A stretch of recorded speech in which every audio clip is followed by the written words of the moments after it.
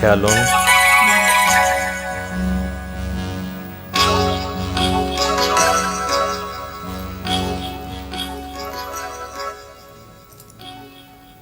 Urvashi. प्रभुवर,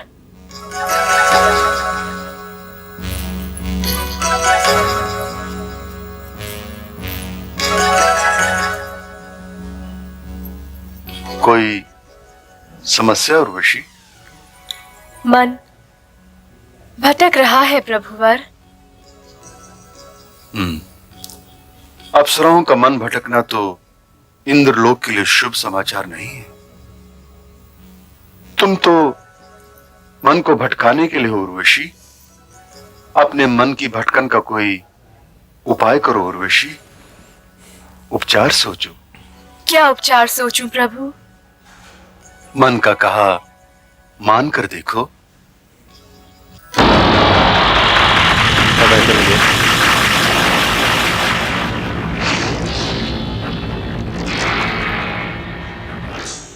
tat tat thei dig da dig dig thei tat tat thei dig da dig dig thei tat tat thei dig da dig dig thei dig da dig dig thei dig da dig dig thei dig da dig dig thei tat tat thei dig da dig dig thei dig da dig dig thei dig da dig dig thei tat tat thei dig da dig dig thei dig da dig dig thei dig da dig dig thei tat tat thei dig da dig dig thei dig da dig dig thei dig da dig dig thei tat tat thei dig da dig dig thei dig da dig dig thei dig da dig dig thei tat tat thei।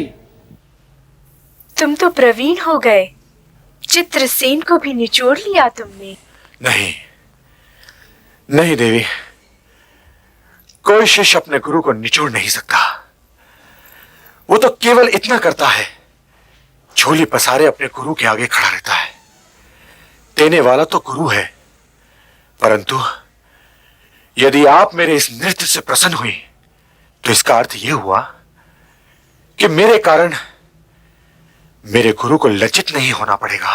यदि तुम अप्सरा रहे होते तो इंद्रलोक की मेनकाओं और उर्वशियों के दिए बुझ गए होते। योद्धा की भुजा में नृत्य का लोच, तुमने तो असंभव को संभव कर दिया। असंभव तो कुछ होता ही नहीं देवी। मेरा नाम उर्वशी है, तुम मुझे देवी क्यों कह रहे हो? मेरा नाम लो। यह संभव नहीं देवी। अभी तो तुम ये कह रहे थे कि असंभव तो कुछ होता ही नहीं। मर्यादित पुरुषों के लिए मर्यादा का उल्लंघन अवश्य असंभव होता है देवी।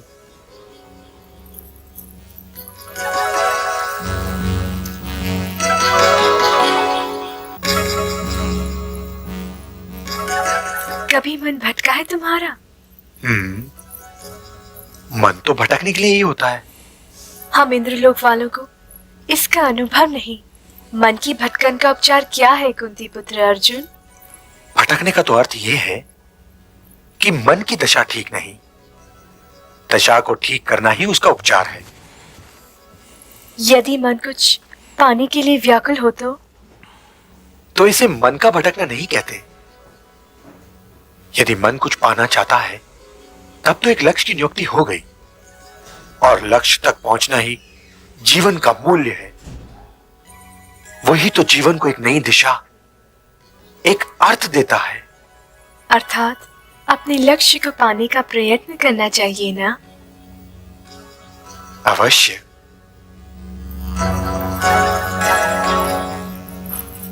देवी,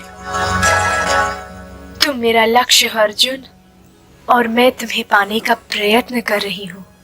नहीं, यह संभव नहीं देवी। कभी तो तुम ये कहते हो कि असंभव तो कुछ होता ही नहीं, और कभी ये कहते हो कि ये संभव नहीं, वो संभव नहीं। क्या मैं सुंदर नहीं? सुंदर? आपका सौंदर्य तो वो सौंदर्य है जो ऋषियों की तपस्या भंग कर दे।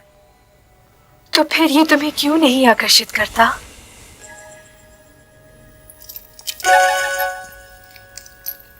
क्योंकि मैं ऋषि नहीं।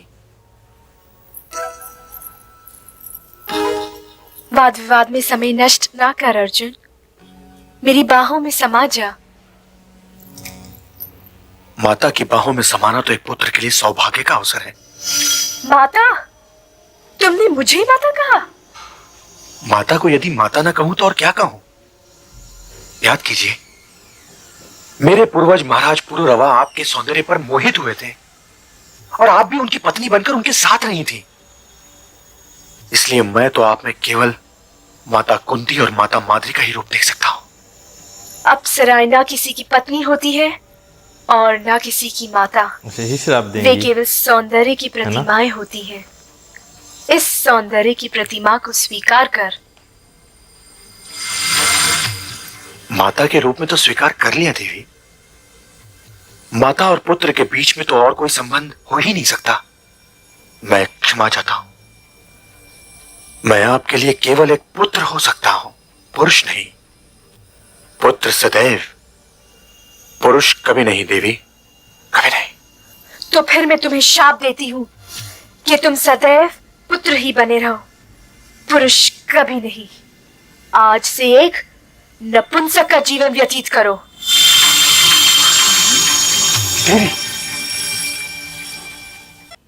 मैंने ये जो है वो सुना था कि श्राप जो है वो मिलता है कोई महिला ही देती हैं, लेकिन ये नहीं था पता कि अप्सरा ने दिया था। स्टार्टिंग में भी मतलब एक दो एपिसोड पहले भी ये चीज बीच में जिक्र हुआ था, काल ने ही बताया था कि श्राप मिलना। लेकिन जो कॉन्वर्सेशन हुई ना दोनों के बीच में, जो कि अर्जुन ने बताया अपने पूर्वज को लेकर, वो मुझे नहीं समझ आया। तो कमेंट सेक्शन में वो जरूर डिटेल में बताइएगा।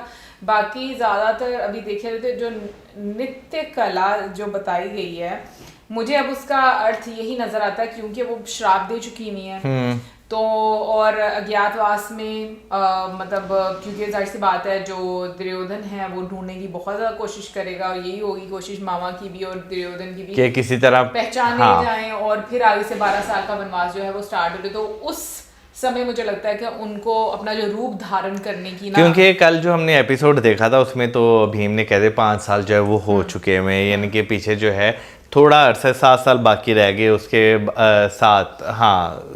6 साल बाकी रह गए, फिर उसके बाद 7वां साल जो है उन्हें छुपना पड़ेगा। तो अब नहीं 12 साल का वनवास है, 13वां साल छुपना तो वही ना 5 साल तो गुजर गए ना, तो 7 साल रह गए ना पीछे, 6 साल रह गए ना वनवास के, 1 साल अज्ञातवास। अच्छा ठीक है भाई, देखो 6 और 5 11 होते हैं, 7 और 5 12 होते हैं। अच्छा ठीक है, और हाँ, 1 साल सही कह रही हैं। हाँ बिल्कुल सही कह रही मुझे हैं। लग रहा है मेरा मैथ्स बहुत वीक है। नहीं मेरा भी वीक है, पता नहीं कैसे मैं पास हो गया। लेकिन खैर अभी जो है वो बात जो है वो अज्ञातवास की जो है वो चल रही है। उसमें उसके लिए तो जो क्योंकि उन्होंने दिव्य अस्त्र जो है वो तो प्राप्त कर लिए हैं, ये जो है रह गया था, नित्य कला जो है ये रह गई थी, तो वो भी उन्होंने हासिल कर लिया और ये जो है अज्ञातवास में उन्हें मदद करने वाली है। तो देखेंगे अब आगे क्या और होता है, क्योंकि भाई श्राप तो मिल चुका है। बिल्कुल, और मेरा ख्याल है कि भाई हर चीज़ जो है वो शायद बेहतरी के लिए थी। जैसे अप्सरा जो है उनका दिल आया और सारी कन्वर्सेशन हुई, एंड पे उन्होंने श्राप दिया, वो भी मेरा ख्याल है कि उसी टाइम पीरियड का हिस्सा होगा। पॉसिबल है, अभी ये आगे देखेंगे तो पता चलेगा। लेकिन ये है कि काफ़ी वो उनको ऐसा श्राप दे गई हैं कि हैरान कुन करने वाला है। बाकी कमेंट सेक्शन में आप जरूर बताइएगा। मिलेंगे नेक्स्ट वीडियो में। Subscribe good bye.